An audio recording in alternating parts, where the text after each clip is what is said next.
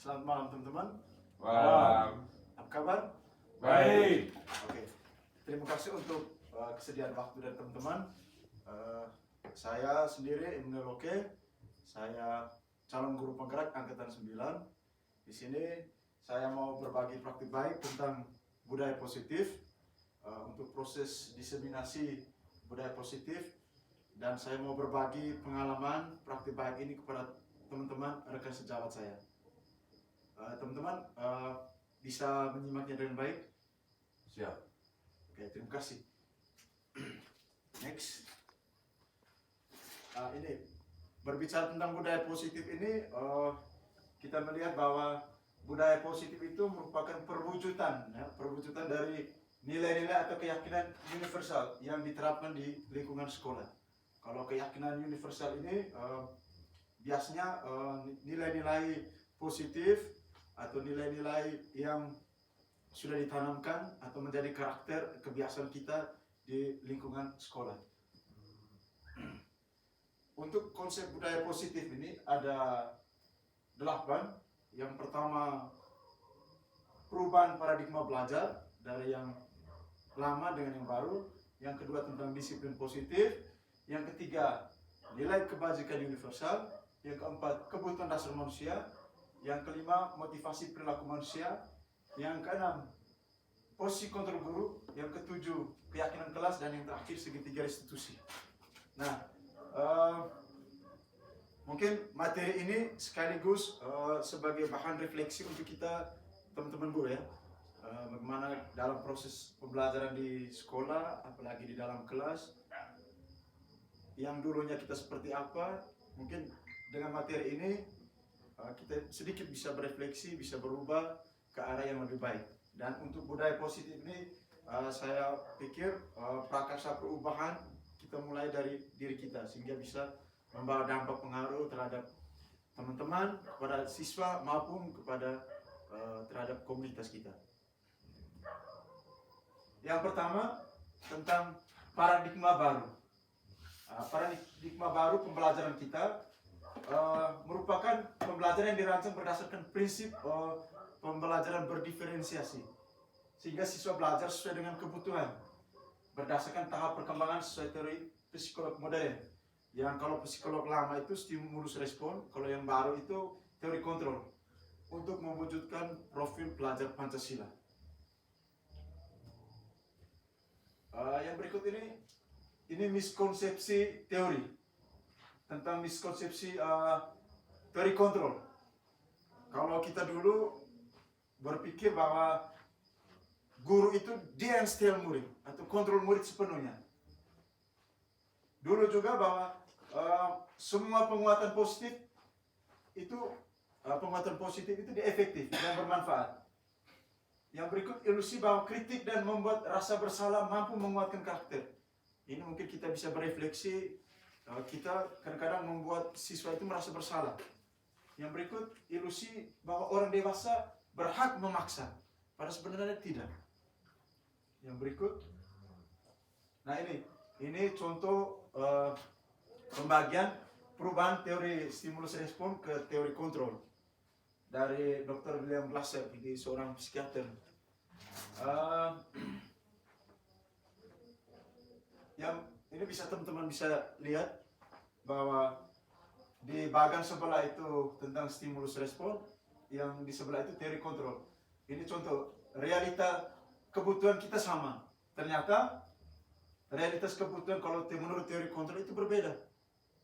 Yang berikut, semua orang melihat hal itu yang sama. Ternyata teori kontrol, semua orang memiliki gambaran yang berbeda.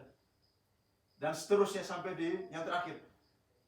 Kalau yang stimulus respon itu pola pikirnya itu menang kalah. Kalau yang teori kontrol itu model berpikirnya menang-menang. Oke, yang berikut. Nah, ini yang poin yang berikut tentang disiplin positif. Kalau tadi budaya positif, ini ada lagi disiplin positif. Kalau disiplin itu dari bahasa Latin itu dia belajar, tetapi di sini disiplin ini mengacu pada disiplin diri kita yang memiliki tanggung jawab terhadap apa yang kita lakukan berdasarkan nilai-nilai yang kita yakini. Nilai-nilai yang kita yakini macam jujur, tanggung jawab, itu yang kita yakini.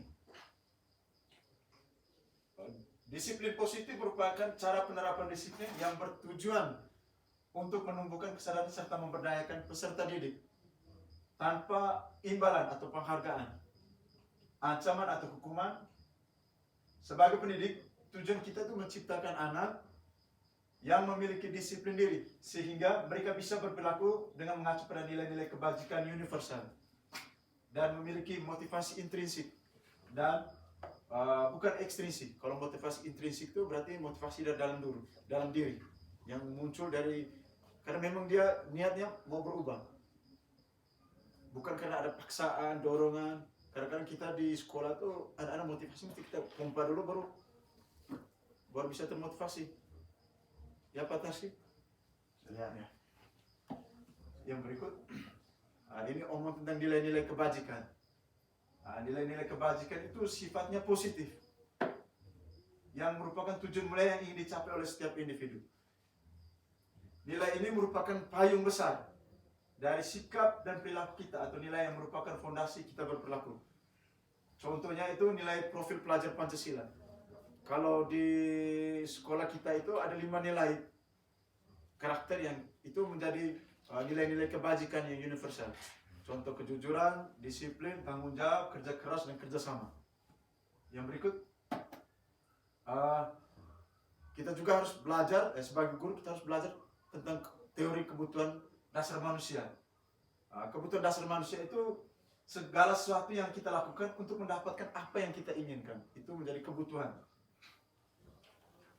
Serta memiliki tujuan tertentu dan semua usaha yang terbaik yang kita lakukan adalah dalam rangka memenuhi kebutuhan dasar kita.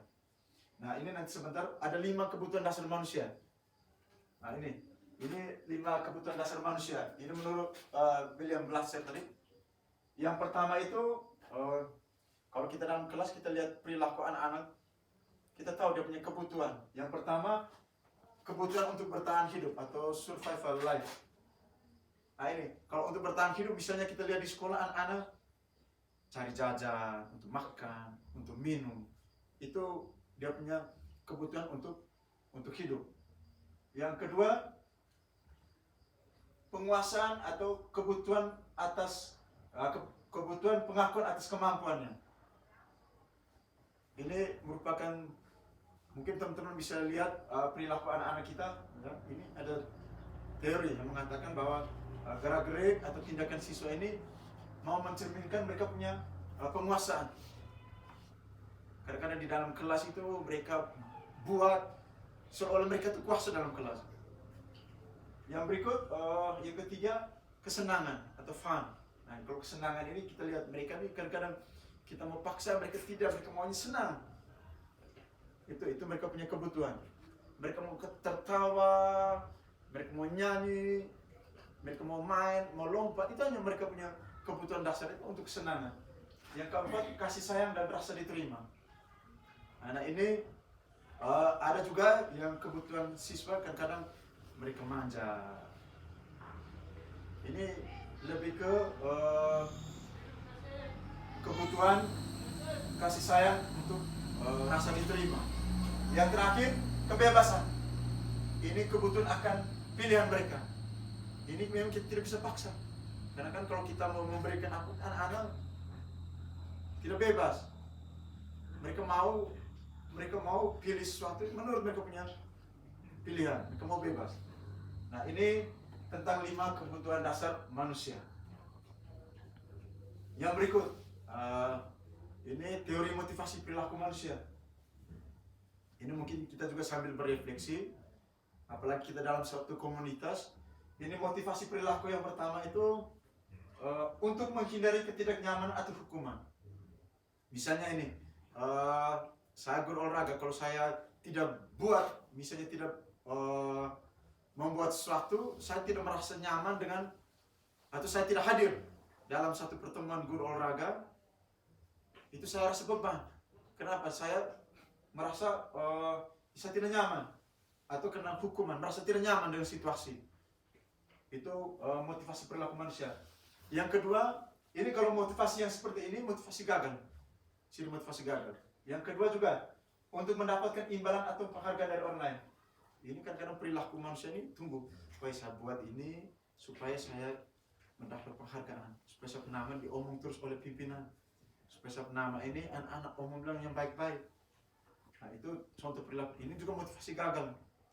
Yang berikut, nah ini yang ketiga ini untuk menjadi orang yang mereka inginkan dan menghargai diri sendiri dengan nilai-nilai yang mereka percaya.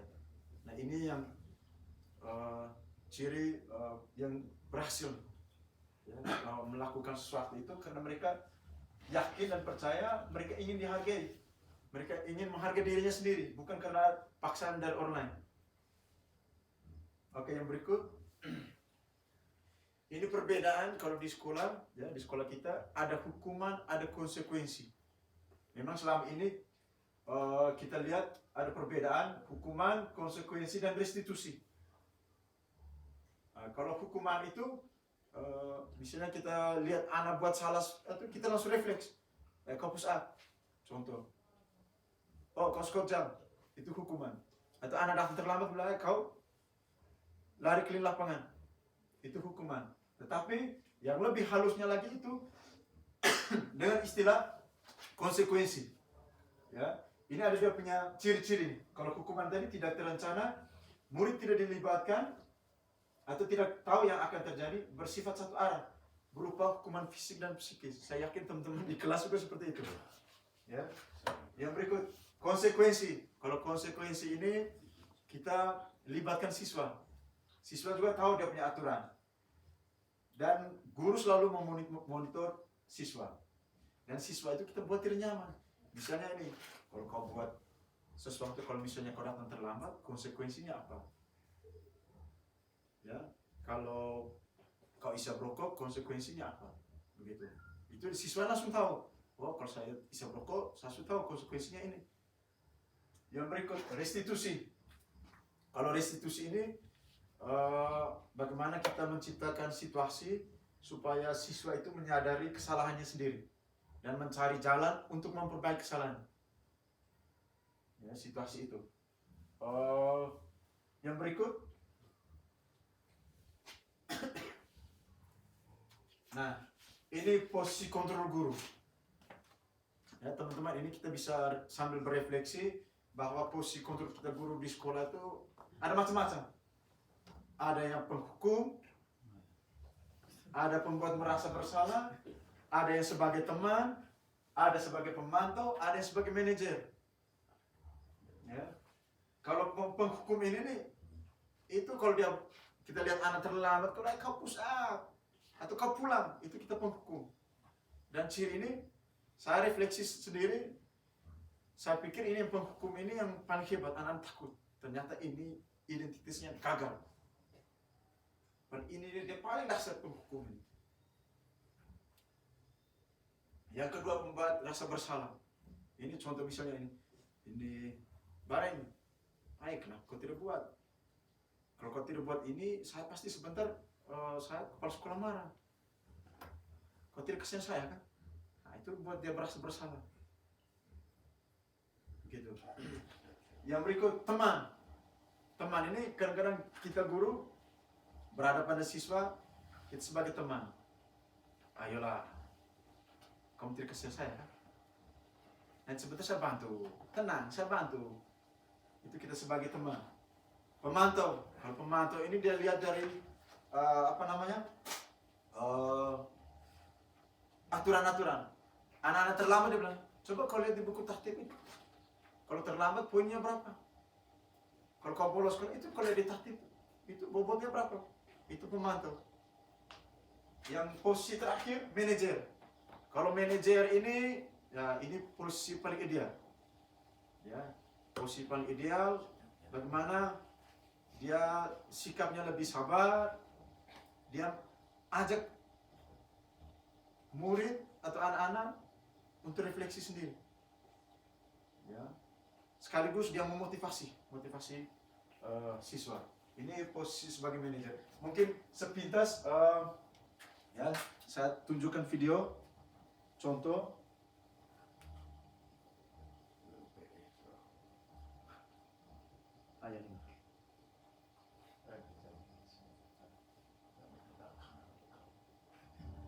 Pada video kali ini, kita akan membahas tentang 5 posisi kontrol yang dikembangkan oleh Diane Blossom dan contoh penerapannya. Ini adalah contoh penerapannya.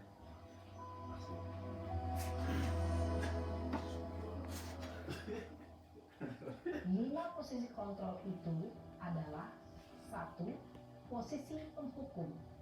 2. Posisi pembuat merasa bersalah. 3. Posisi teman. 4. Posisi pemantau atau monitor. Dan 5. Posisi manajer. Untuk lebih memahami kelima posisi tersebut, mari kita saksikan kasus Naren yang terlambat hadir 20 menit di sekolah. Ini contoh dia terlambat. Kasusnya satu kasus. Nah, ini lihat dari posisi kontrol guru. Masalah tersebut.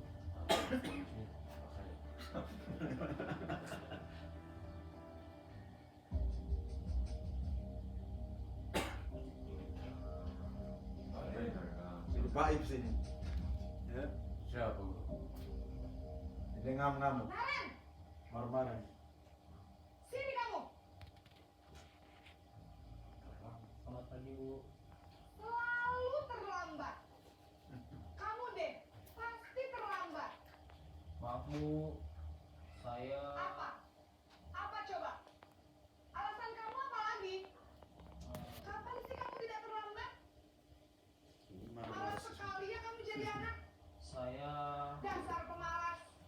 Gak kapok-kapok sih kamu. Sudah berapa kali terlambat? Sana, kamu keliling lapangan basket 2 kali. Nah, itu. kenapa saya harus ke Kenapa? Kamu melawan ibu. Baru saya Berani-beraninya tersandung jawab. kasur. Itu penghukum tadi. Berani-berani jawab pula. Ah, ini ganas. Ganas, Bu. 5 kali sekalian. Biar kapok. Cepat, Tidak mendidik. pergi sana ke lapangan basket. Posisi penghukum biasanya berbicara dengan nada Yang ini tinggi, pas, Bu. menghardik, Seperti ini video. menunjuk-nunjuk, Baik, selanjutnya tentang keyakinan kelas. Keyakinan kelas itu lebih sekedar dari aturan. Aturan-aturan yang sudah dibuat oleh sekolah. Nah, ini ada perbedaan sebenarnya. Keyakinan itu nilai-nilai kebajikan yang disepakati secara tersirat ataupun tersurat. Lepas dari latar belakang suku, bangsa, negara, agama, yang menekan pada keyakinan seorang akan lebih memotivasi diri sendiri. Murid-murid demikian juga. Mereka perlu mendengar dan memahami arti sesungguhnya tentang peraturan-peraturan yang diberikan. Apa nilai kebajikan di balik peraturan tersebut. Nilai tersebut itu yang menjadi keyakinan kelas. Yang berikut. Ini ciri-ciri dari keyakinan kelas. Ini sifatnya lebih ke abstrak daripada aturan. Kalau aturan itu lebih ke konkret, tulisan. Lebih rinci dan konkret. Keyakinan kelas berupa pernyataan-pernyataan universal. Pernyataan kelas senantiasa dibuat dalam bentuk yang positif. Kalau kita di sekolah, ya, di taktik itu jangan mencuri, jangan terlambat. Kita bisa rubah dari yang jangan-jangan itu ke yang positif. Misalnya, datanglah lebih pagi, datanglah tepat waktu, hargailah waktu. Kita rubah ke kalimat-kalimat yang positif. Dan hendaknya warga kelas ikut terlibat dalam membuat keyakinan kelas ini. Kalau peraturan itu dibuat oleh sekolah sendiri, tidak melibatkan siswa, tapi keyakinan kelas ini kita libatkan siswa. Yang berikut. Yang berikut ini segitiga restitusi. Dalam hal, ya teman-teman, kalau dalam hal mendampingi siswa, kita perlu tahu bagaimana cara mendampingi siswa dengan baik. Ini saya ambil contoh menggunakan teori segitiga restitusi. Restitusi sendiri seperti yang saya sampaikan tadi, bahwa proses menciptakan kondisi bagi siswa untuk menyadari kesalahannya dan menemukan jalan keluar untuk permasalahan tersebut. Dan di sini kita mau mengajarkan siswa untuk tanggung jawab dan mandiri. Yang berikut. Ini di sini ada proses segitiga. Ini segitiga restitusi. Ini yang pertama itu contoh kasus ya. dia punya langkah yang pertama segitiga restitusi, yang pertama itu menstabilkan identitas. Kalau contoh kasus ini, misalnya ini kita menyampaikan kata-kata, setiap orang pasti pernah melakukan kesalahan. Dan yang kedua, kamu bukan salah satu orang yang melakukan kesalahan ini. Sudah banyak orang yang pernah buat salah. Itu menstabilkan identitas. Yang berikut, validasi tindakan yang salah. Ini kita memvalidasinya. Contoh, kasus, adakah cara yang lebih baik atau lebih efektif untuk mendapatkan apa yang kamu butuhkan? Yang berikut, kamu tentu punya alasan mengapa kamu melakukan itu. Dan yang terakhir, tahapan yang terakhir, keyakinan, menanyakan keyakinan. Ini sama kaitannya dengan keyakinan kelas. Kita tanya, keyakinan kelas apa yang sesuai dengan tidak sesuai dengan perbuatan yang dilakukan. Dan juga kita harus menjadi, kita bisa tanya, kira-kira kamu mau jadi orang seperti apa? Ini contoh segitiga restitusi dan teori kontrol. Ini langkahnya ini, menstabilkan identitas tadi yang pertama. Itu teori kontrolnya, kita semua akan melakukan hal yang terbaik yang bisa kita lakukan. Tahapan yang kedua, validasi tindakan salah. Itu semua perilaku memiliki alasan. Yang ketiga, menanyakan keyakinan. Kita semua memiliki motivasi internal. Baik teman-teman, demikianlah proses berbagi praktik baik tentang budaya positif dalam proses diseminasi ini. Saya harapkan teman-teman bisa menangkapnya, bisa menjadi referensi teman-teman sebagai pegangan, dan juga kita sebagai guru bisa berefleksi sehingga apa yang kita lakukan itu semuanya berorientasi kepada masa depan anak. Dan saya harapkan teman-teman semua setelah mendapatkan materi ini bisa dan juga mampu mengembangkan yang namanya dan juga menciptakan yang namanya budaya positif di lingkungan sekolah kita. Terima kasih banyak teman-teman. Terima kasih. Selamat malam. Salam sehat. Tuhan memberkati. Amin.